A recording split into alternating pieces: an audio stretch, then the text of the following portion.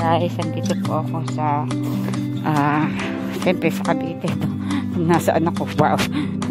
I don't know guys, papunta po ako ng little market dito sa sa Bacoor kasi bibili po ako guys ng panghanda para sa birthday celebrant ng aking alaga, no? Siya po ay 21 years old na today. So bibili po tayo ng panghanda. So yun na kung magkano yung cost ng aking mabibili. Kasi syempre pinadala lang niya sa akin pera is yun lang. So kailangan mapagkasya ko yun, diba? Tama. So let's see guys, na see you later guys, bye.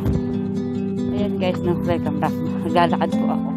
Dito po muna ako sa Alphamart bibili ng spaghetti kasi gusto bibilang ko, parang dami pang tao, no? Iwas tayo guys lagi sa maraming tao. So pwede naman yun.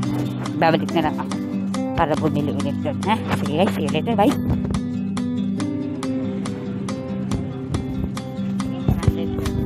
Isang kilong giniling. Ayan guys, bukod pa yung pansahog na mamaya ako nababayaran pagbalik ko. So bibili muna ako guys ng wrapper.